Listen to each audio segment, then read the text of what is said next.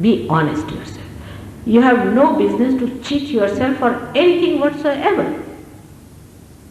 If you are hypnotized, awaken yourself. Arise and find what is the best, absolute, and the only thing that you have to find, your spirit. Your spirit resides in the heart. It is the reflection of God Almighty. It enjoys itself by itself. It is the spectator of the work of its power, the Holy Ghost. It watches you and is called as the knower of the field. It knows what you are doing, what are your aspirations, what mistakes you are committing. It goes to a long extent to forgive and forgive and forgive.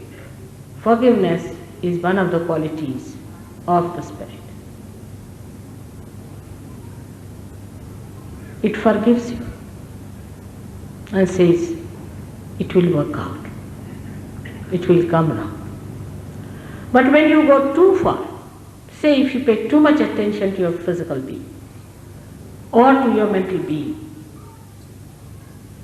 if you try to think too much, the Spirit indicates its displeasure and you get a heart attack. Heart attack comes to you through displeasure of the Spirit. If the Spirit is angry with you, you get a heart attack. That means you have neglected your spirit, you have paid attention to things which are not important. You have looked after things which are not important. You have not worried about yourself about the spirit, about your seed. Even if you lost, say in any fanatic behavior of reading some books and things and taking out certain things, remembering them by heart and then having an argument and codes on it and all that, in all genuineness and goodness, but stupidity, then also you can get heart attack. Heart is very important. It sometimes gives you first warning by giving you a partial paralysis, because in the heart a sort of a resentment is created by the Spirit, which creates a clot, and that clot, when it goes into the brain, you get a partial paralysis, so that you do not move any further. Your attention is taken to it. Then you start thinking of God, thinking of all the things, and maybe if you come to Sahaja, you get cured, because again your spirit forgives you. We are taking too much liberty with our spirit. It is true, God has given you freedom, and He is not going to take away your freedom at any cost. You have to be absolutely free to choose whether to go to heaven or to go to hell. He is not going to force you. Only thing one can do is to explain to you and tell you that this is the way you go to hell. Even then, if you want to go, then what can anybody do about it? Even God. He doesn't want to challenge your freedom at all. He doesn't want to make you in any way bound to Him, like some people are bound, just bound without understanding. But He wants your complete liberation. So first stage is that you have to choose your liberation through your own freedom of choice. Now, up to this point, till you were human beings, there was no choice for you. But after becoming a human being, you were given the choice because you could develop well to understand what is right and wrong in your own freedom, so that you can enter into the kingdom of God as people who are free and have chosen good in their own glory and in their own freedom. This is the only small little step where we always confuse our freedom with our ego. For example, now this hall is here, say, for me to speak. Right? Somebody comes from outside who has been sort of worked up in some sort of an organization and thinks that he's doing the greatest work in the whole world. It's such a myth. Comes down here in that ego state, sits down here, asks me questions after questions, questions after questions, questions after questions, doesn't allow anybody else to speak, takes away all my time to himself, as if this hall is booked by him and all the audience is gathered by him. He is least bothered as to see that this is an ego that is working. So we should not confuse our freedom with ego. That's what I have to give you a counsel. Try to differentiate your ego from your freedom. When you are ego bound, you are a slave of your ego. When you are super ego bound, you are a slave of your super ego, of your conditioning. For example, you are born a Christian, you are a Christian. You are gone forever then. Alright, you are a Christian, but what about real Christianity within you? What about your rebirth in the real sense of the word? So you become enslaved to these things, so there is no freedom. And spirit is the freedom, is the free being within us. It is detached. It cannot be killed. It cannot be blown away. It cannot be burnt away.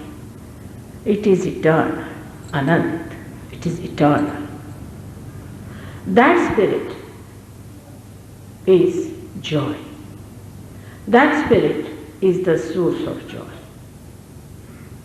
That emits joy. Joy is different from happiness and unhappiness. Ego, when it feels pampered, it feels happy. I like it, I like it. This I business is ego pampering. That is not joy, because you like to drink today and tomorrow you don't like to have a headache. It has the double side of I like and I don't like. You like something through your ego, dislike through your super ego. So it is a one coin and they have two faces, one is happiness, another is unhappiness. Joy is beyond that. Joy is a drama.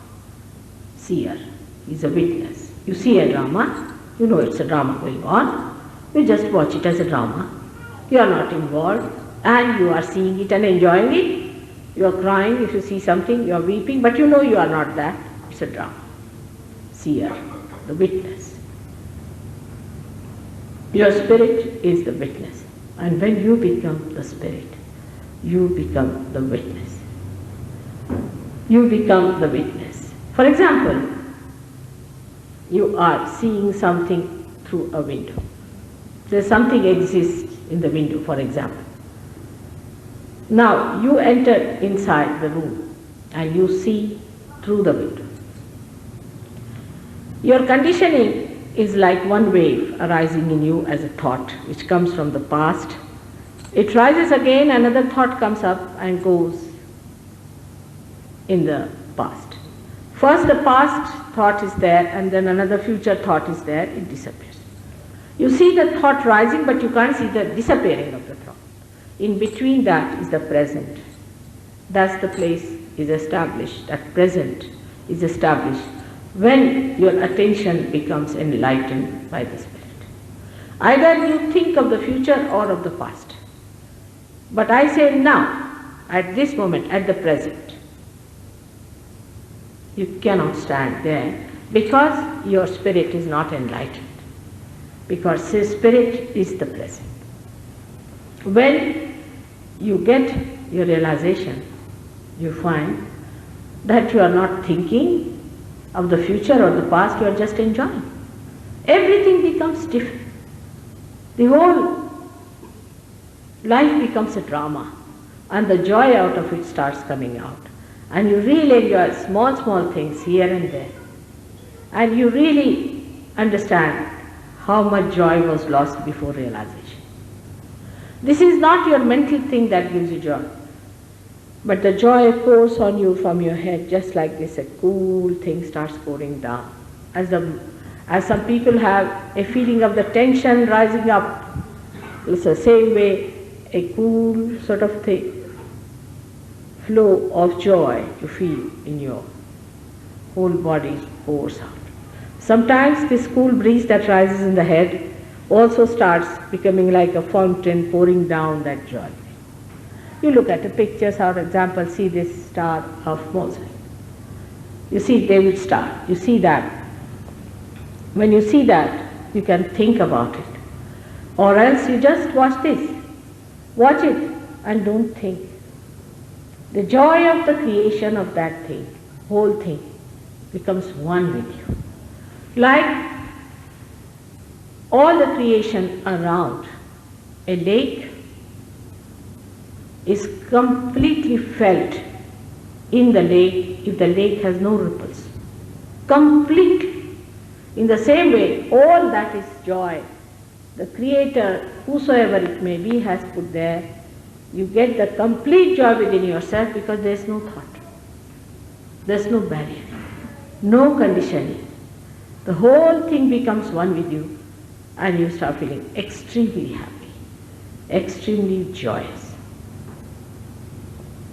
A feeling which is indescribable, which is to be just enjoyed, to be felt. Like Kabira was asked, why don't you speak now? So he says in Hindi language, he's one of the terrific poets we have. He says, Jab mast hue fir kya bole?